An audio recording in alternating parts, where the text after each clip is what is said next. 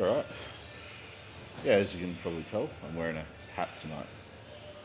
And the only reason I'm wearing this hat is not for any other reason aside from trying to standardize the audio quality throughout the entire session, because I noticed when I was looking through the clips of my last session that I recorded that depending on where I turn my head, if I have the mic attached to my shirt, it might be more powerful or less powerful at different points of the video. So to avoid that fuck up again, I've basically attached it to my hat. As much as I don't want to wear a hat because it's really hot when I train with a hat, I'm just going to bite the bullet and do it so the audio quality is a bit better for you guys watching. But yeah, back, rear delts, biceps and mini tonight. It's meant to be back, rear delts, biceps and legs, but my legs still feel absolutely torched, absolutely fucked from not yesterday but the day prior. So I've only really I'm just approaching 48 hours complete rest from my last leg session right now. And the leg DOMs are still pretty bad. As I was walking up the stairs at home today actually to go back up to my bedroom because we were in a loft. So the way our room or our apartment is kind of laid out, or condo, whatever you want to call it, it's technically like a loft style condo. You walk into the front door, the entrance, you've got the kitchen immediately around you, then you walk in further, you've got the living room, bathroom's kind of like around the corner underneath the top level, and then you can walk up a staircase to get to the bedroom upstairs. That's where our bedroom is, it's where my office is. And as I was walking up the stairs, I could just feel my knees kind of creaking a little bit. I had like a sharp pain here and there. So I thought to myself, you know what, I'll just give it a miss today. I won't train legs today, I'll do it tomorrow. So it's going to be a 7-day week, training week, 7-day training week, yeah. Instead of the usual 6 sessions, I'm doing 7 this week. So not really having a rest day this week, but I know the limitations of my own body and I can pull it off without any issues, so I'm going to do it. Because that's one of the things that you'll learn as you get more experience with lifting, is you'll learn to auto-regulate your training based on your perceived recovery. So I wouldn't recommend a beginner or an intermediate to do this, or even someone who's honestly drug-free. If you're drug-free or you're a beginner, your ability to recover from 7 days of training a week is going to be slim to none. But when you're more advanced and you can really kind of scale and gauge things accurately, you can get away with it every so often without kind of causing too much fatigue or digging yourself into a hole that you can't recover from.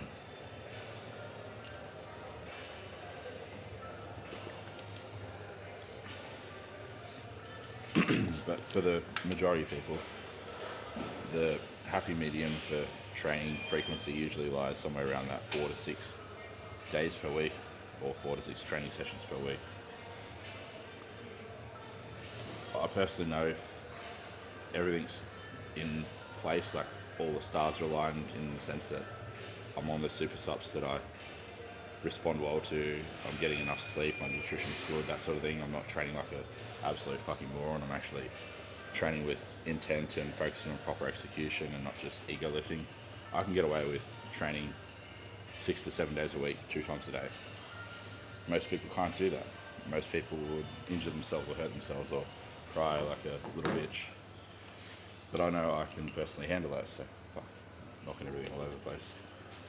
When this leg fully heals, and provided I don't have to get another round of surgery, which it's starting to actually look like I might have to get a second round of surgery, unfortunately.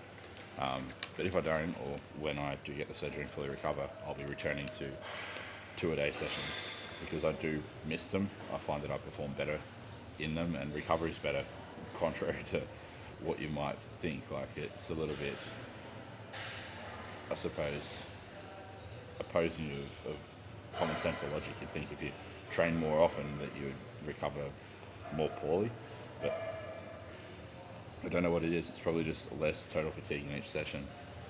If I train 2 times a day, splitting, say, chest and triceps up over 2 separate sessions instead of doing them in one session, I can recover a lot more effectively.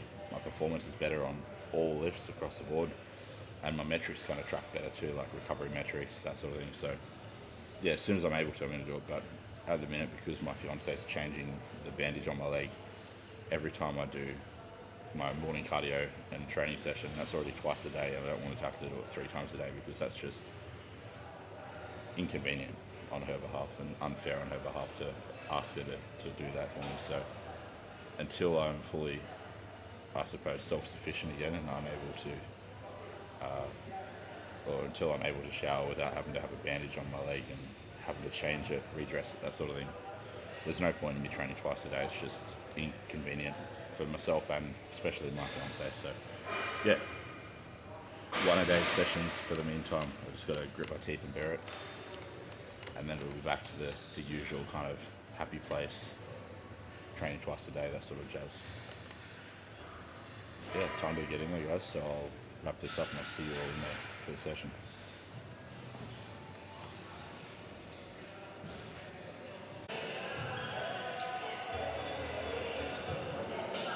Start off with, as usual, the face pulls. Last week I did 59.1 kilos, so 130 pounds for 3x12. Rep range is 10 to 15, so if I can go, say, 13 reps on one or two of the sets, I'll be happy with that, as kind of some progression from the previous week. But I'll just do one warm-up set, like I'll go 70 pounds for the warm-up set. Nice and light, just to get some movement through the shoulders.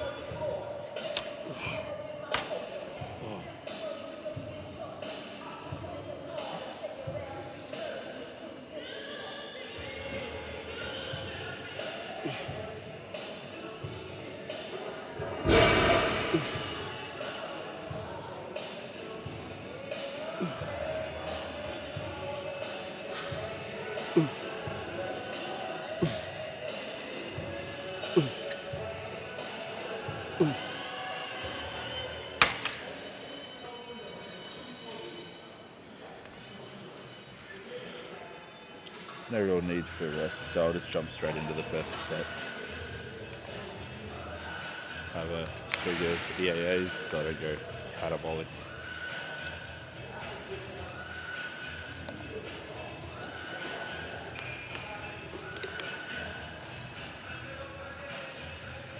Oh, and somebody asked the other day actually what size shirt this is.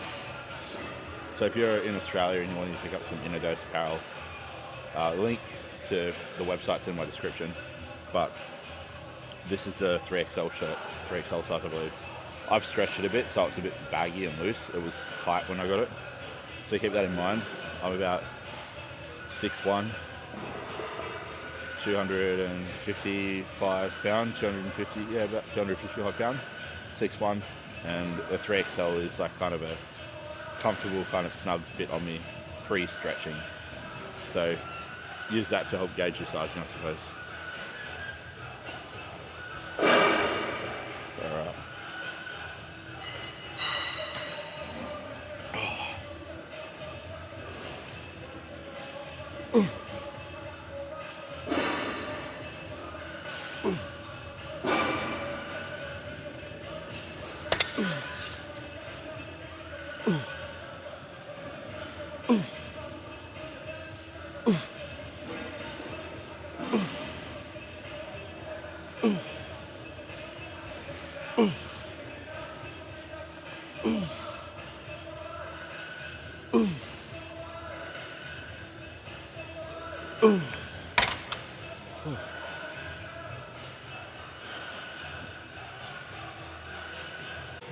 Okay, so that was a long enough rest period.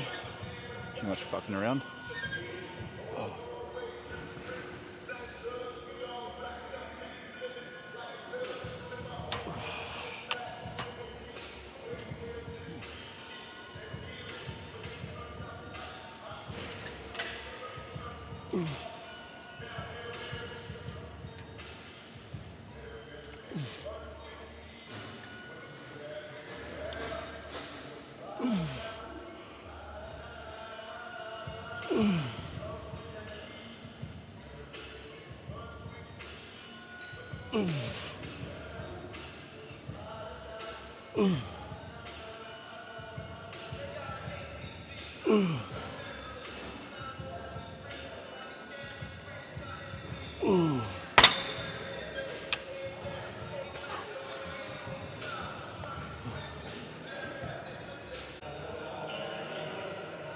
Okay, so that set was a lot better than the first one, that's for sure.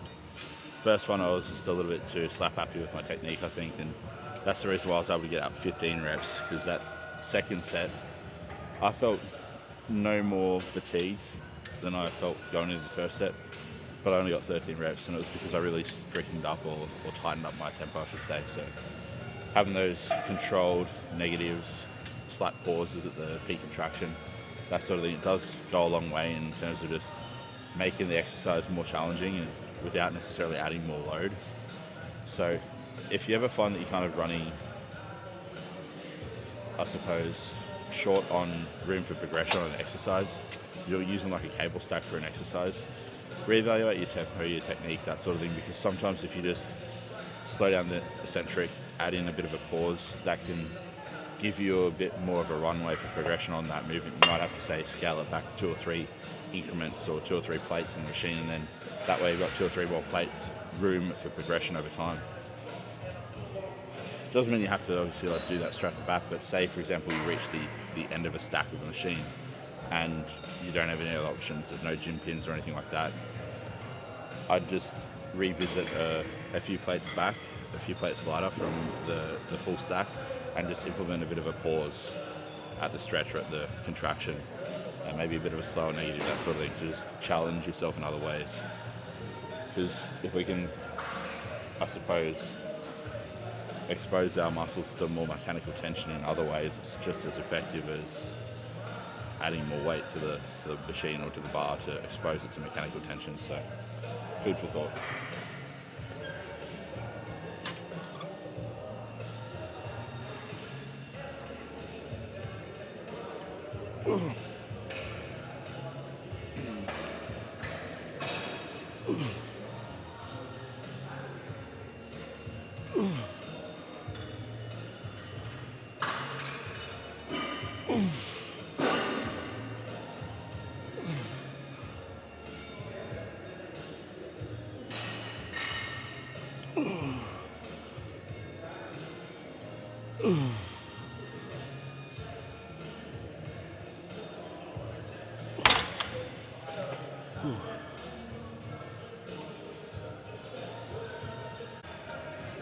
Okay, I just did the first working set of this, where I kind of explained what it was too, because it's a new addition to the session, but the file will 100% be corrupt and I won't be able to include it in the video. So I'll just mention what I said on that first set, and I'll just record this set in the third and final set of it. But basically, historically I've never done wide grip pull downs in my training ever, and I think that's part of the reason why I might have torn my teres major and teres minor when I went to World Championships for powerlifting back in 2015 as a junior. So what I've decided to do, it's a bit of a last minute decision, is to include an additional pulling variant in my back training in this second back focus session of the week. So instead of just jumping straight from face pulls into my wide neutral grip pull downs, I'm going to sandwich a new exercise in between those two, just a wide prone grip or like a normal grip lat pull down.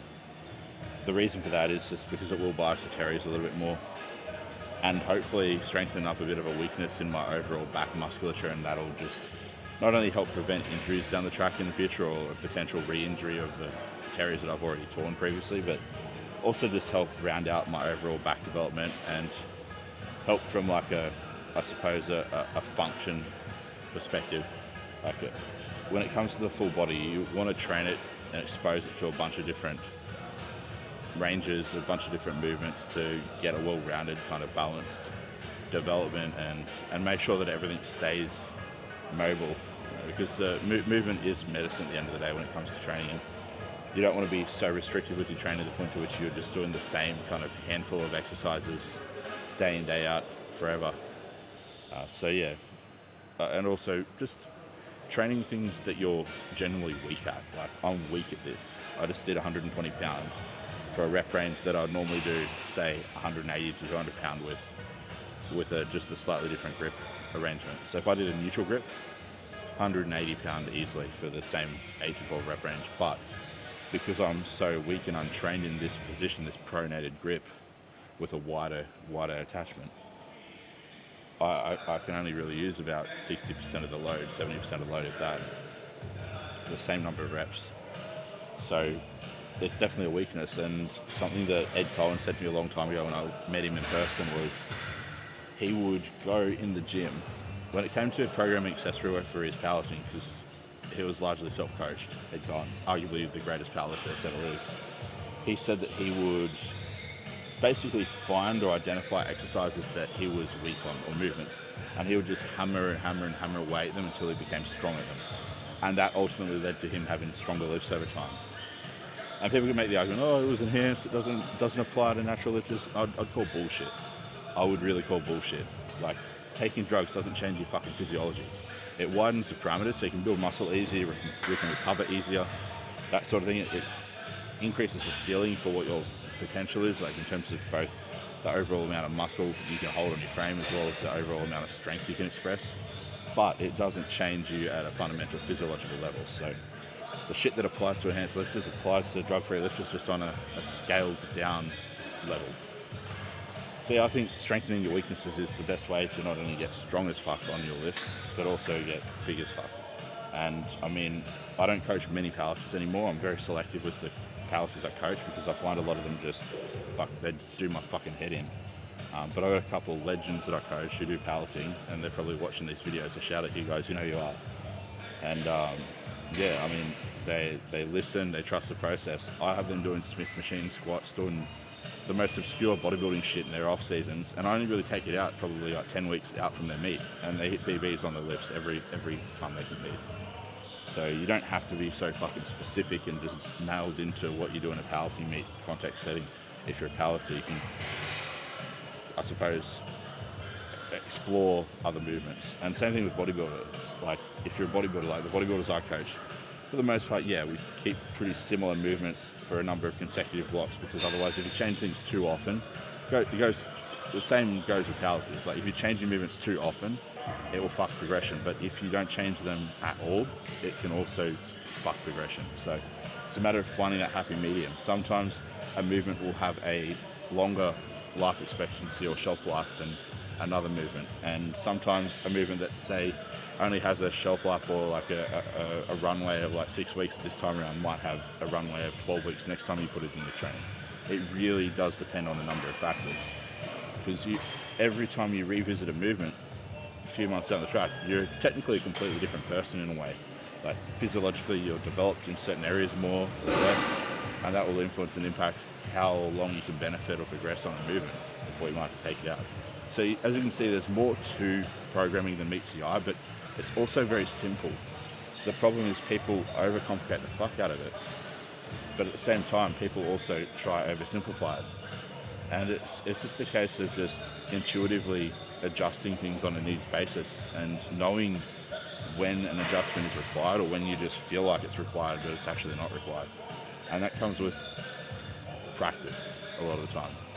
I've learned more from coaching people than I have from doing any qualifications. I can guarantee you that.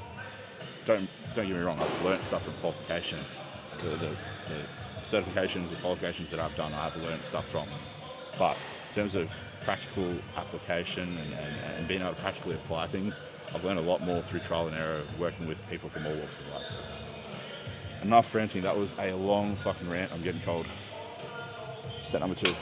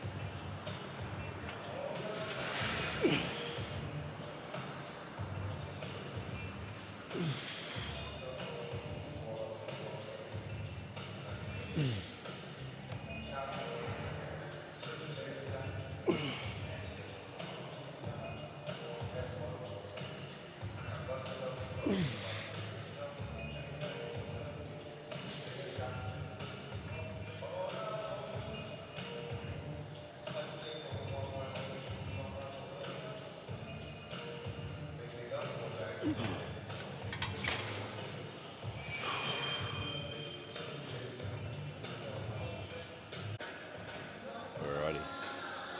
Third and final set, and then switching the attachment and doing another 3 sets. Also, scaling the weight up too, because this will be too light for the neutral grip.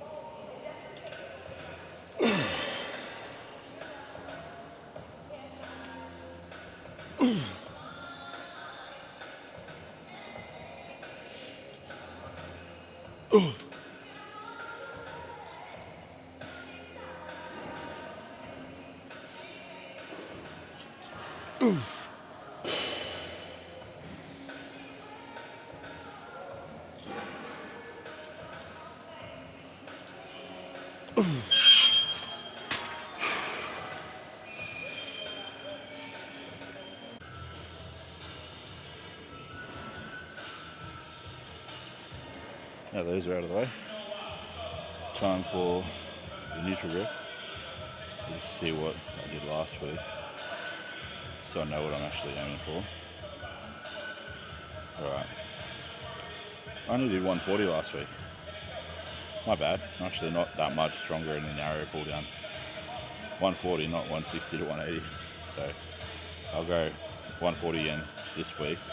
So I got 12, 11, 10 last week. The rep range is 8 to 12, so still room for progression. No need to increase the weight unless if I just want to stroke my ego, which I don't want to do. I want to actually make gains, not just try and impress everybody. So yeah, set number one.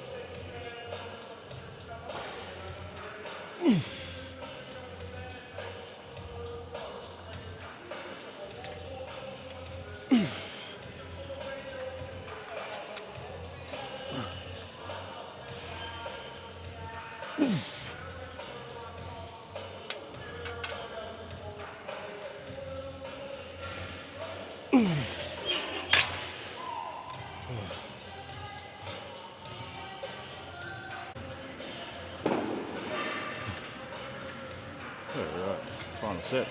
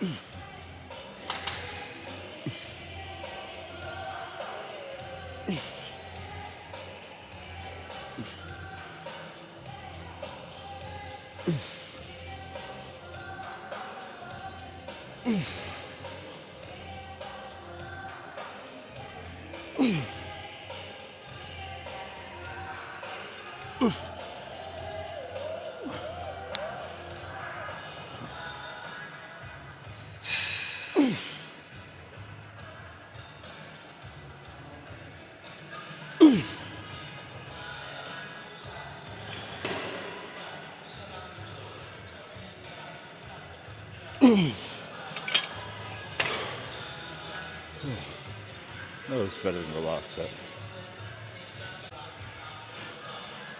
Now onto the final exercise of the session.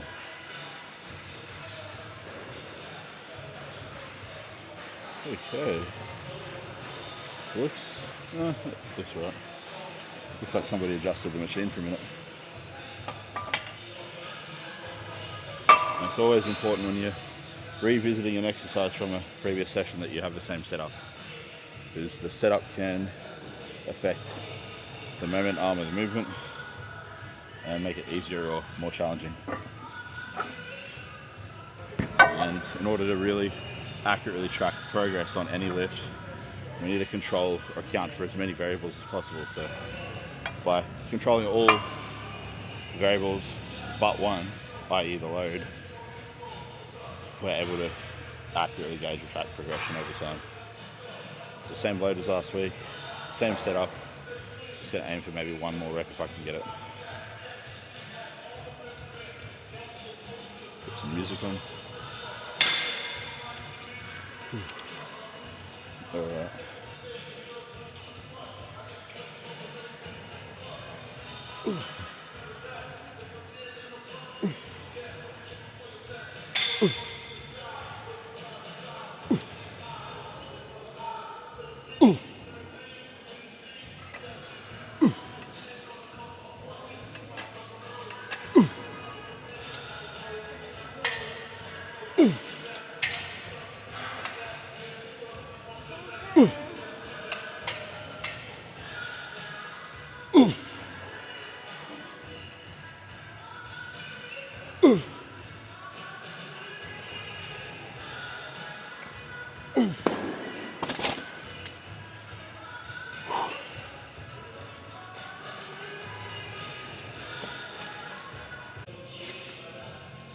Okay, before I do the second set, thought I'd talk a little bit because I'm good at talking shit.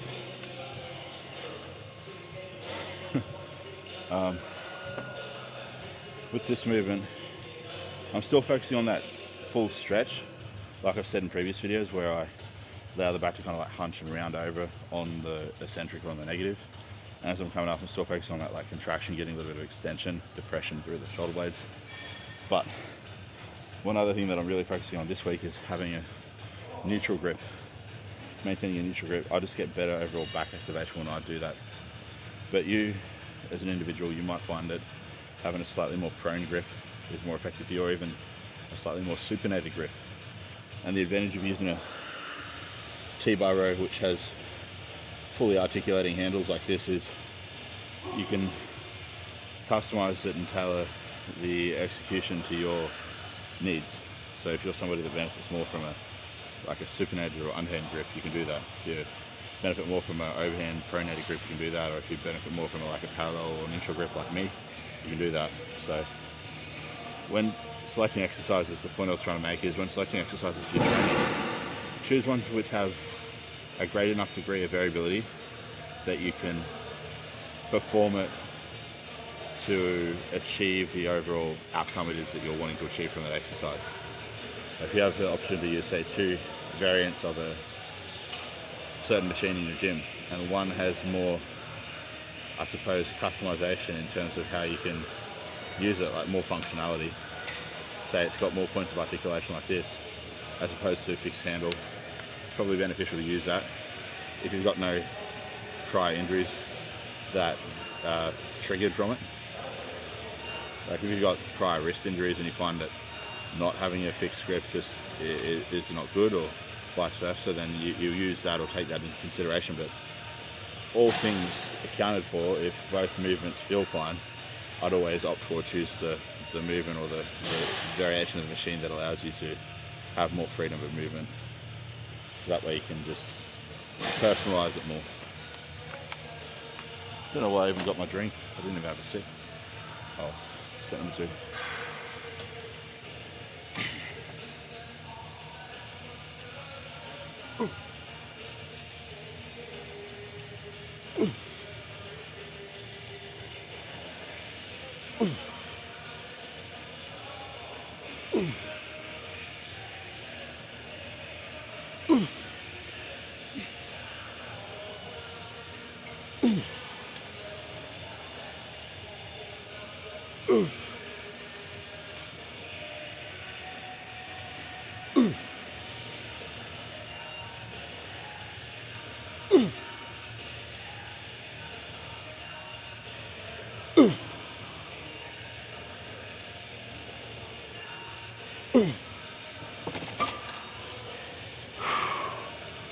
Same reps as last week. I wanted to aim for a PB, but I think if I went for a 1 rep PB on that set, it would have compromised or jeopardized the performance in the third and final set. So I kept a little bit in the tank there, and I'll go all out on the last set. Yeah, that's what I'll do.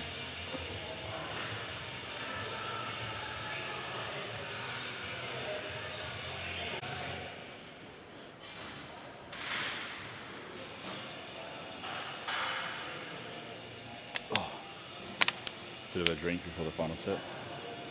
Kind of feel like I got more in me. I want to do more work, but I'm still undecided.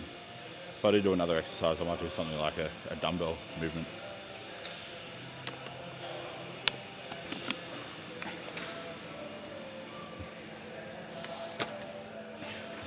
And I also want to mention I'm not somebody that deviates from the plan, the program. It might seem like that because I'm talking about introducing other exercises and stuff, but you got to understand that because myself, I've been a coach for a decade.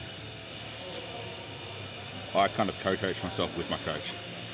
So I have a bit more of I suppose, a say, and I have the ability or the leeway to adjust programming, I should say, accordingly based on my biofeedback essentially, and then obviously relaying that and communicating that with my coach, because I respect my coach as a professional and he does have the majority of the reins, but because of my experience I could draw upon, not only with myself training over the last decade, but also coaching other people and training other people, I can make educated adjustments and educated additions to my training, whereas somebody who's more inexperienced, somebody who's say only been lifting for a few years properly, or who's never coached other people before, they don't really have that level of, as you would say, foresight. Don't know if that's the right word, but that's what I'm going with. My brain's fucked. All my blood is in my muscles, not in my brain right now.